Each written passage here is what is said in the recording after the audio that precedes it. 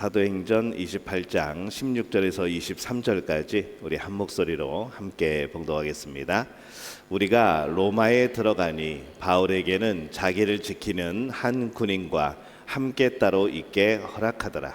사흘 후에 바울이 유대인 중 높은 사람을 청하여 그들이 모인 후에 이르되, 여러분 형제들아, 내가 이스라엘 백성이나 우리 조상들의 관습을 배척한 일이 없는데 예루살렘에서 로마인의 손에 죄수로 내준 바 되었으니 로마인은 나를 신문하여 죽일 죄목이 없으므로 석방하려 하였으나 유대인들이 반대하기로 내가 마지 못하여 가이사에게 상소함이요 내 민족을 고발하려는 것이 아니니라. 이러므로 너희를 보고 함께 이야기하려고 청하였으니 이스라엘의 소망으로 말미암아 내가 이 쇠사슬에 매인 바 되었노라. 그들이 이르되, 우리가 유대에서 내게 대한 편지도 받은 일이 없고 또 형제 중 누가 와서 내게 대하여 좋지 못한 것을 전하든지 이야기한 일도 없느니라. 이에 우리가 너의 사상이 어떠한가 듣고자 하니 이 파에 대하여는 어디서든지 반대를 받는 줄 알기 때문이라 하더라. 그들이 날짜를 정하고 그가 유숙하는 집에 많이 오니 바울이 아침부터 저녁까지 강론하여 하나님의 나라를 증언하고 모세의 율법과 선지자의 말을 가지고 예수에 대하여 권하더라. 아멘. 할렐루야. 우리 옆에 분하고 인사합니다. 하나님이 우리와 함께 하십니다. 네. 우리 지난 시간에 이어서 이제 로마 우리 두 번째 말씀을 나눕니다. 예수님을 위한 죄수가 되었던 바울, 우리가 이 바울의 모습을 함께 또 나누면서 이 로마에 바울이 어떻게 들어가고 또 어떻게 복음이 전해졌는지 함께 말씀을 나누려고 합니다. 비록 죄수의 신분이기는 했지만은 드디어 바울은 하나님의 명령에 의해서 로마로 가게 되어집니다. 지도를 한번 보여주실까요?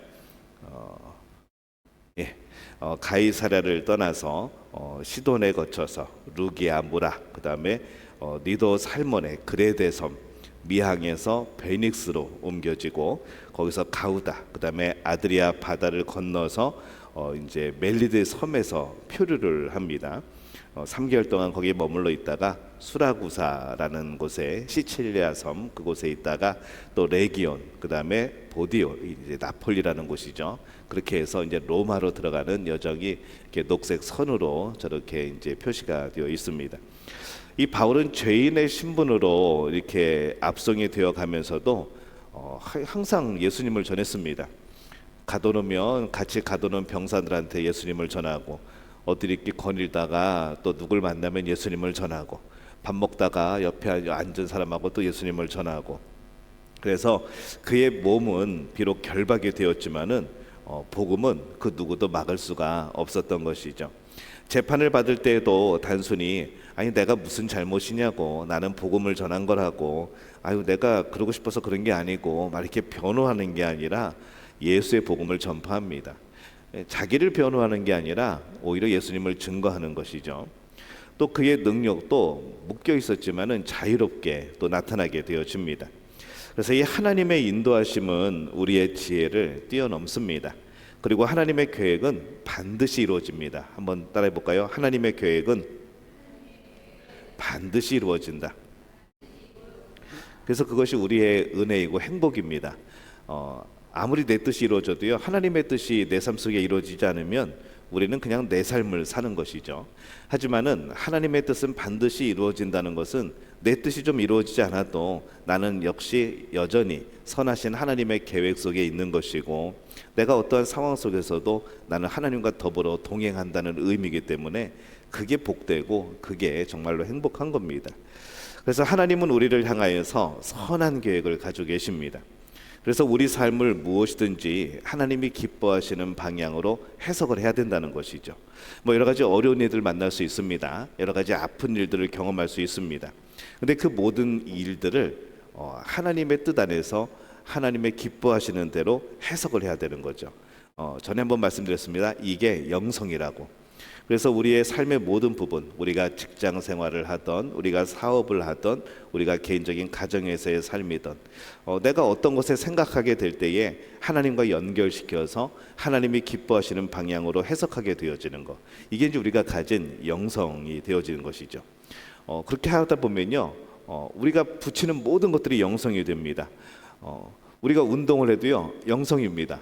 이 운동을 가지고 이 하나님이 나에게 건강을 주시고 또 이 운동을 통하여서 복음을 전할 수 있는 기회가 생겨나고 뭐 그런 것이죠. 그래서 여러 가지 우리의 취미 활동이나 나의 삶의 여러 가지 그런 일들이나 그런 것을 하나님과 연결시켜서 우리가 생각을 하고 해석을 하다 보면은 우리의 영성이 깊어지는 거죠. 그러면서 깨닫게 되는 것은 무엇인가?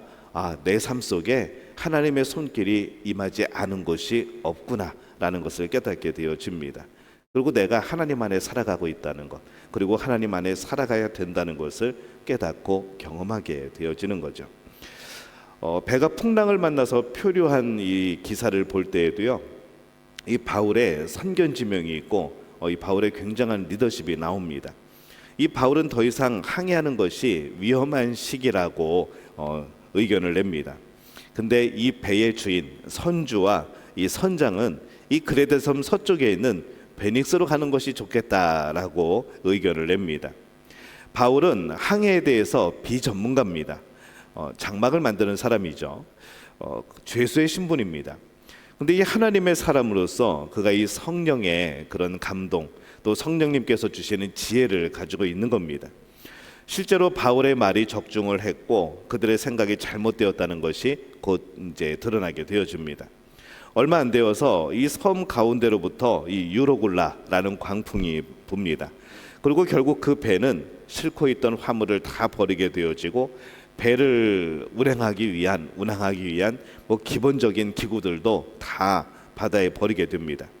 그래서 바다 위에서 이러지도 못하고 저러지도 못하고 그냥 바람에 밀려서 이리저리 표류할 수밖에 없는 그런 상황이 되어지죠. 14일이나 표류를 합니다. 14일 잘 버티면 되겠다라고 생각을 하지만은 언제 배가 부딪혀가지고 깨질지 모르고 뒤집어질지도 모르고 또 먹을 것은 점점 떨어져 가고, 그러니까 사람들이 14일 동안 그렇게 표류가 되어지다 보니까 사람들이 살 소망을 포기합니다. 나는 이제 우리는 틀렸구나, 우리는 이제 죽었구나, 그러면서 자포자기하는 것이죠. 하지만 이 바울은 하나님의 음성을 듣고 오히려 그들을 위로합니다. 사도행전 27장 21절에서 25절 말씀까지 우리 한번 같이 읽어보겠습니다. 여러 사람이 오래 먹지 못하였음에 바울이 가운데 서서 말하되, 여러분이여 내 말을 듣고 그레데에서 떠나지 아니하여 이 타격과 손상을 면하였더라면 좋을 뻔하였느니라. 내가 너희를 권하노니 이제는 안심하라. 너희 중 아무도 생명에는 아무런 손상이 없겠고 오직 배뿐이리라. 내가 속한 바 곧 내가 섬기는 하나님의 사자가 어젯밤에 내 곁에 서서 말하되, 바울아 두려워하지 말라. 내가 가이사 앞에 서야 하겠고 또 하나님께서 너와 함께 항해하는 자를 다 내게 주셨다 하였으니, 그러므로 여러분이여 안심하라. 나는 내게 말씀하신 그대로 되리라고 하나님을 믿노라. 아멘. 이제 바울이 사람들을 이렇게 위로합니다. 지금 뭘로 위로를 하는 거죠? 하나님이 주신 음성으로, 하나님이 주신 말씀으로 지금 사람들을 위로하고 있는 겁니다. 내가 로마에 가서 복음을 전해야 되기 때문에 이 사람들은, 같이 있는 사람들이 죽지 않겠다, 너도 죽지 않겠다, 그러니까 여러분들이 안심해라, 하나님이 우리를 지키실 것이다 라고 사람들을 격려하고 또 위로하는 거죠. 바울은 비록 그 배의 주인은 아니지만 이 배의 운행 그리고 관련하여서 가장 현명한 조치를 제안을 합니다. 배가 표류하여서 뭐 다 죽게 생긴 그런 순간에 빠졌을 때에도 혼자 우뚝 힘내서 일어나서 선원과 이 또 손님들을 위로하고 진정한 또 그곳의 지도자가 되어지는 거죠. 이 바울은 사람들을 격려하고 음식을 먹게 합니다. 더 이상 아끼지 말자. 이제 하나님께서 구원해 주실 거니까 빨리 먹고 힘을 내자. 그러고 이제 먹입니다. 그리고 그의 말대로 이 배가 한 섬에 좌초하여 상륙을 하게 되어집니다. 이 고난을 겪었지만은 하나님께서 바울과 함께 하실 때 276명의 사람들이 살아납니다. 만약 바울이 그 배에 없었으면 다 죽었겠죠. 하나님이 함께 하실 때에는 이런 놀라운 역사들이 나타납니다. 그 도착한 섬이 어디인가 하면은 멜리데 섬입니다. 이 멜리데 섬에 도착한 바울은 원주민들이 그래도 환대를 해주어서 불을 피워주고 이제 잘 돌봐줍니다. 근데 이제 불을 피워줄 때에 나무 한 묶음을 불에 넣다가 거기에 이제 뱀이 숨어 있었던 모양입니다. 뜨거우니까 갑자기 튀어나와서 이 바울을 물어버린 거죠. 이 바울이 죄수의 신분인 것을 사람들은 알았습니다. 그래서 그들은 어떻게 생각을 했는가? 바울이 살인자로서 하늘의 공의와 심판을 받은 것이라고 수군대기 시작합니다. 비록 바다에서는 살아나왔지만은 육지에서 그가 심판을 받았다라고 생각을 한 것이죠. 지금쯤은 죽을 때가 됐는데 입에 거품을 물고 사람이 점점점 싸늘해질 때가 됐는데 이상하게 바울이 멀쩡합니다. 물린 상처도 붓지도 않고 갑자기 쓰러지지도 않고 뭐 호흡이 가빠지는 것도 아니고, 그러자 이번에는 이 원주민들이 야, 이 놀라운 사건이 있는가? 이 사람은 사람이 아니다, 신이다, 그러면서 신으로 받들려고 하는 것이죠. 또 한편에 그 섬의 높은 사람이었던 이 보블리오의 부친이 열병과 이질로서 사경을 헤매고 있었는데 또 바울이 가서 안수기도 하니까 병이 났습니다. 그때 누가 같이 하고 있었죠? 의사 누가가 같이 하고 있었습니다. 바울이 누가가 치료한 게 아니라 바울이 그 환자를 치료한 겁니다. 그 섬에 많은 사람들이 그렇게 신유의 은혜를 경험하고, 그래서 이 바울 일행은 후한 대접을 받고 거기서 복음을 전하고, 또 떠날 때에는 음식들과 여러 가지 쓸 그런 물건들과 많은 것들을 이제 공급을 받게 되어집니다. 그래서 이 멜리데에 상륙하였을 때 그것을 기념하여서 이제 후손들이 세운 그 교회가 있습니다. 요겁니다. 멜리데의 성 바울 기념교회. 멜리데의 성 바울 기념교회고요. 그 다음에 바울 난파 기념교회라는 곳이 있습니다. 요겁니다. 바울 난파 기념교회. 뱀에게 물린 곳, 이제 그곳이라고 하여서 저렇게 또 교회 기념교회를 세워놓고 또 이렇게 하고 있습니다. 우리 그림 하나 보실 텐데요. 멜리데 섬에 표류하는 바울이라는 그림이고요. 1630년에 로랑 드 라이르라는 사람이 그린 그림입니다. 유화로 그린 그림이고요.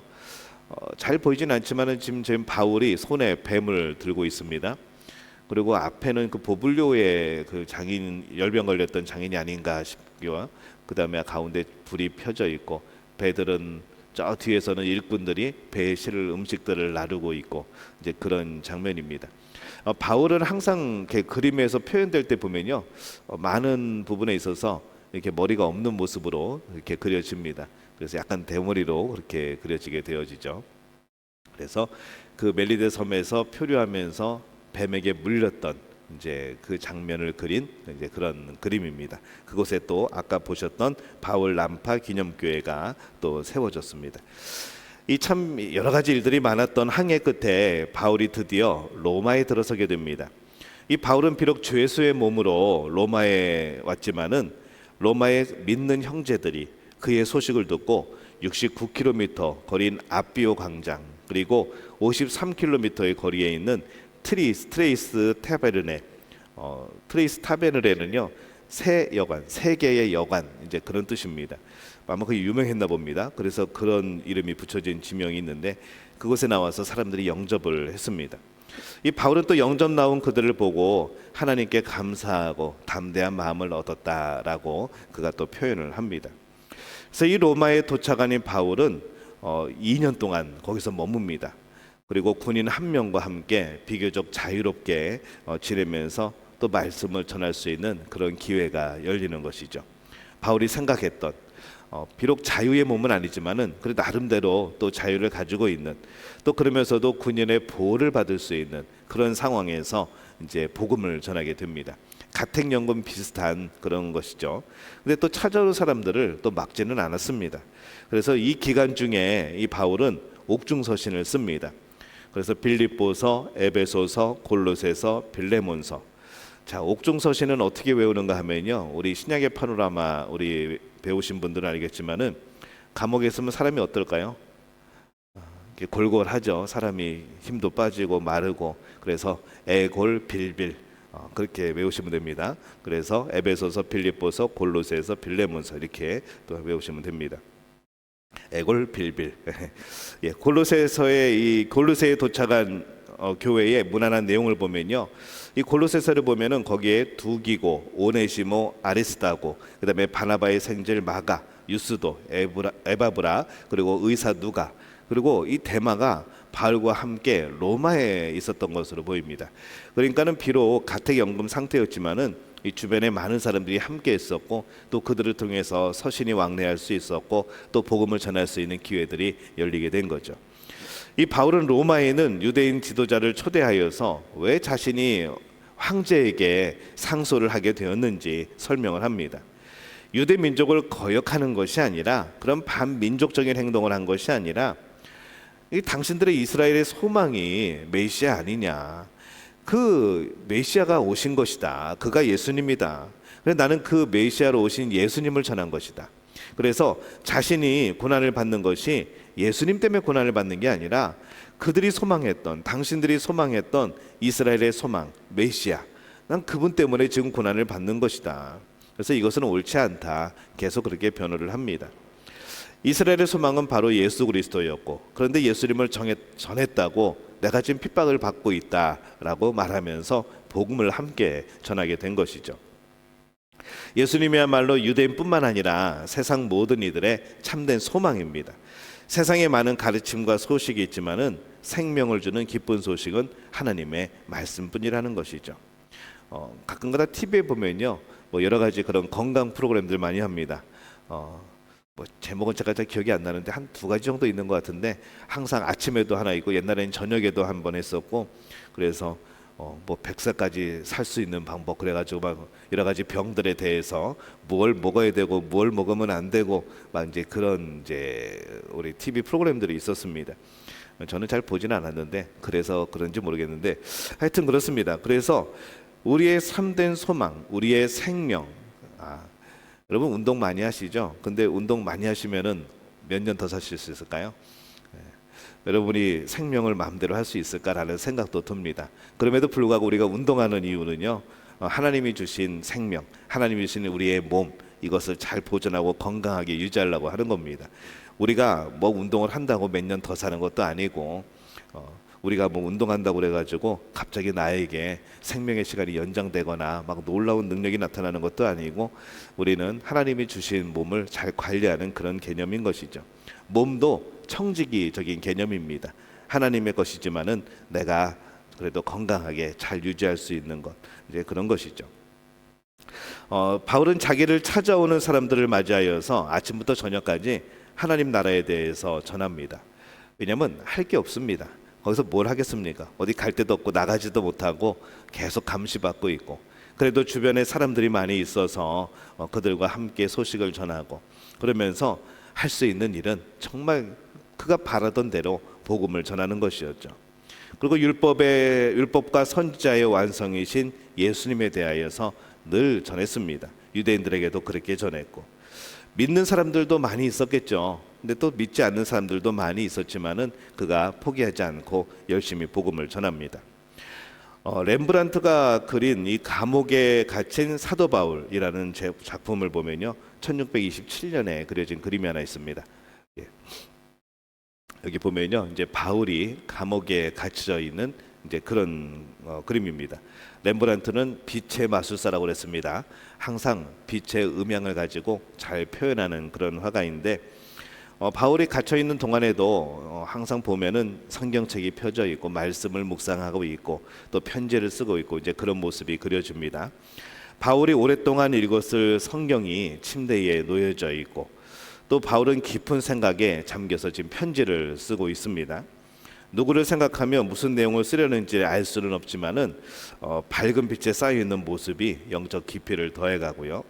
이 바울의 몸은 궁색한 감옥에 갇혀 있었지만 결국 이 복음은 매이지 않는 그런 모습을 보여줍니다.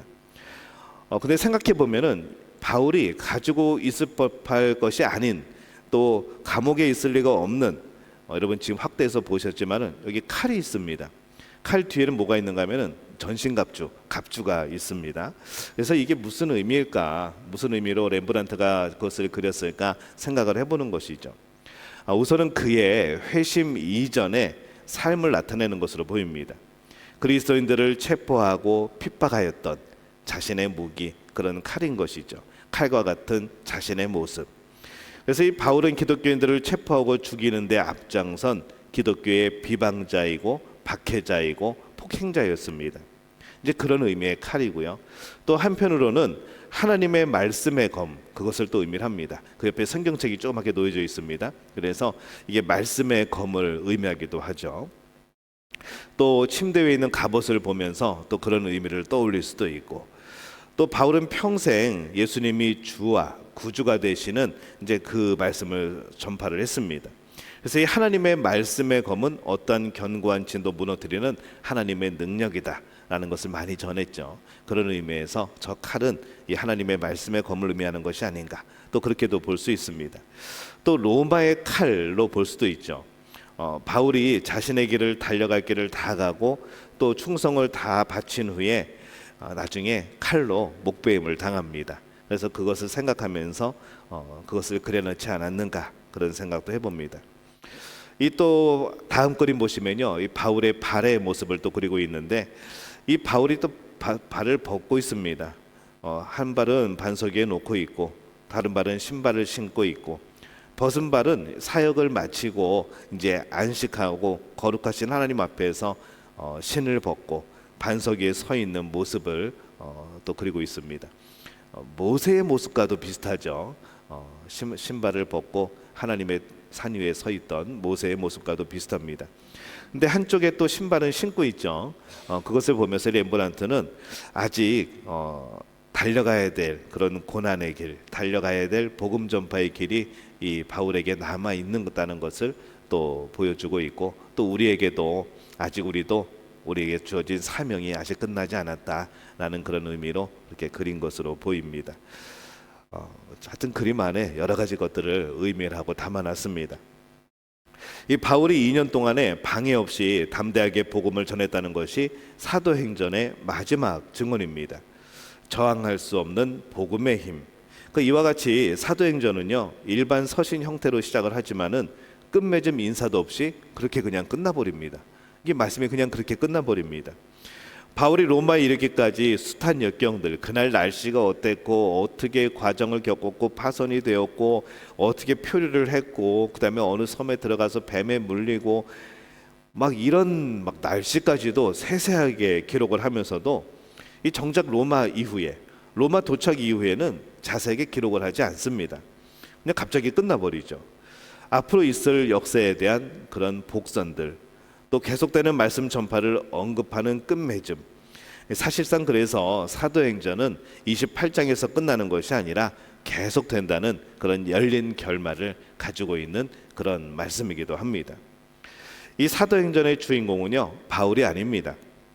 사도행전의 주인공은 성령님입니다. 성령께서 이들을 어떻게 사용하셨는가, 성령께서 이들을 어떻게 이끌어서 복음을 전파하게 하셨는가, 성령의 능력이 어떻게 나타났는가, 성령의 도우심으로 어떻게 교회가 세워졌는가, 이러한 모습들을 계속해서 그리고 있는 성령이 주인되는 책이 바로 사도행전입니다. 그래서 우리는 오늘도 사도행전을 써나가고 있는 겁니다. 성령이 우리에게 함께 하시고 우리에게 역사하셔서 우리가 복음을 전하고 우리가 이웃을 전도하고 그 이웃이 예수 그리스도를 믿고 하나님의 자녀가 되어지고, 이 모든 것들이 사실은 사도행전에 기록이 되어지는 것이죠.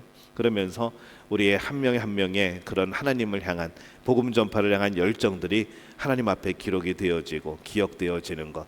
그래서 이 사도행전을 계속 우리는 지금도 성령과 더불어 써나가고 있는 겁니다. 학자들에 따라 우리가 들어보면요, 나중에 바울이 방면이 되어서 이 서바나, 이 스페인으로 선교여행을 떠났다고 하거나 또 이때에 순교했다라고 말하기도 합니다. 뒤에 나중에 정확한 시점이나 그런 내용들은 자세히 알 수는 없지만 전해져 오는 그런 이야기들이지만은 이 바울이 순교한 것은 로마라고 전해집니다. 그래서 로마에서 이 바울은 마지막 서신인 디모데 후서를 씁니다. 이때 영적인 아들인 디모데를 격려하는 모습이 나오죠. 그때 이 바울의 심정이 어떠하였는가 우리가 볼 수 있습니다. 디모데후서 4장 6절에서 8절 우리 함께 읽어봅니다. 전제와 같이 내가 벌써 부어지고 나의 떠날 시각이 가까웠도다. 나는 선한 싸움을 싸우고 나의 달려갈 길을 마치고 믿음을 지켰으니 이제 후로는 나를 위하여 의의 면류관이 예비되었으므로 주 곧 의로우신 재판장이 그날에 내게 주실 것이며 내게만 아니라 주의 나타내심을 사모하는 모든 자에게도니라. 아멘. 이제 바울의 마지막에 그 모습 마음이 보여지죠. 초기 기독교인들은 베드로와 바울이 같은 날 순교를 당했다고 전해집니다. 그 날짜는 67년 6월 29일이라고 그렇게 전해지죠. 이 베드로와 바울이 수감되었던 곳에 세워진 빈콜리 성당에 가면은 이 베드로가 묶여 있었다는 쇠사슬을 볼 수 있습니다. 거기에서 이 미켈란젤로의 모세상도 볼 수 있습니다. 한번 볼까요? 예. 저기 여러분 보시기에 오른쪽에 있는 것이 저 안에 쇠사슬이 들어가 있습니다. 베드로가 묶여 있었다는 그런 쇠사슬 그리 거기에 보관되어 있고 저기 동상 하나는 미켈란젤로가 작품 만든 모세상입니다. 그래서 이 빈콜리 성당에 가면은 저 작품들이 또 저 것들이 있습니다. 또 이 베드로는 네로 경기장에서 십자가에 거꾸로 못 박히고 로마 시민이었던 바울은 참수형을 당했다고 그렇게 전해지죠. 이 바울은 순교할 때 주 예수여라는 마지막 말을 했다고 전해지고요. 그의 목이 베어진 후에 땅에 3번 튀었고 그 튄 곳마다 샘물이 솟았다고 그렇게 전해집니다. 현재 새 분수 교회가 이제 그곳에 세워졌습니다. 한번 볼까요? 예, 새 분수 교회 그리고 안에 들어가 보면은 예, 이런 이제 벽화가 하나 있습니다. 바울이 참수당하는 모습 그리고 내부에 보면 또 그림 하나가 있는데 이제 바울이 참수당하는 모습이고요. 그 전에 거 그림 예. 바울이 목이 잘리고 3번 쳤는데 그 자리에서 지금 물이 솟아나는 그런 모습을 그리고 있고 그다음에 참수할 때 썼던 그 돌기둥 저기에다 머리를 얹고 이제 목을 치는 겁니다. 이제 참수된 돌이라고 저렇게 그 안에 보관되어 있습니다. 이 하나님의 사자인 바울과 베드로는 비록 순교했지만 이 그들을 향한 하나님의 사랑은 끊어지지 않습니다. 그리고 그 뿌려진 복음의 씨앗들이 퍼지고 전해지고 오늘 우리에게까지 임하게 된 것이죠. 사도 베드로와 바울이라는 작품이 하나 있습니다. 1587년에서 1592년에 그려진 그림이고요. 엘 그레코 사람이 그렸습니다. 라는 사람이 그렸습니다. 우리 상페테스부르크에 보관되어 있는 작품이고요. 저렇게 베드로와 바울이 함께 있는 모습 이렇게 그렸습니다. 표정이 아주 이렇게 흐뭇하죠. 복음이 전해지는 모습, 복음이 전해질 때에 많은 이들이 하나님의 자녀가 되는 모습들을 생각하면서 자신들이 달려갈 길을 다 달리고 굉장히 흐뭇해하는 그런 모습이 또 그려져 있습니다. 하나님과 복음은 능력은 그들의 순교에서도 매이지 않고 계속해서 퍼져나갑니다. 결국 250년이 지난 다음에 주후 313년에 로마 제국이 기독교를 허락합니다. 공인하게 되어지죠. 또 데오도시우스 황제 때 381년에 로마 제국의 국교로 기독교가 이제 채택이 되어집니다. 예루살렘에서 시작된 이 복음은 안디옥을 교회에서 중심으로 하여서 안디옥 교회를 중심으로 하여서 이방 세계로 확장해 나갔고 이제는 로마가 1000년에 걸쳐서 기독교의 복음을 전하는 세계 선교의 중심지가 되었었습니다. 그래서 이 바울이 전한 복음이 그냥 개인적인 생각이 아니라 성령의 인도하심이었다는 것이 그 복음이 전해지는 곳마다 놀라운 변화들이 나타났고 결국에는 그 복음이 로마에 들어가게 될 때에 로마가 변화되어지는 로마의 국교가 되어지는 그런 놀라운 역사가 나타나게 된 것이죠. 이스라엘의 소망은 이제 결국 인류의 소망이 되어집니다. 지금도 유대교 사람들은 아직도 메시아가 안 오셨다고 기다리고 있습니다. 하지만 우리는 예수 그리스도가 메시아인 걸 알고 있습니다. 그 이스라엘의 소망이 이루어진 것을 알고 있죠. 이스라엘의 소망이 그들만의 소망인가? 아닙니다. 우리들의 소망이기도 합니다. 오늘 또 우리는 예수님의 또 재림을 기다리고 있습니다. 우리가 이 땅을 살아가면서 아직 사도행전이 끝나지 않은 그러한 모습으로 우리 또한 그 한 페이지 한 페이지를 장식하는 우리 믿음교회가 또 우리 믿음교회 성도들이 그 한 페이지를 장식하는 그 한 줄을 장식하는 복된 분들이 되어지시기를 바랍니다. 하나님과 함께하고 성령의 역사를 통하여서 귀하게 쓰임받는 여러분 되어지시기를 예수님의 이름으로 축원합니다.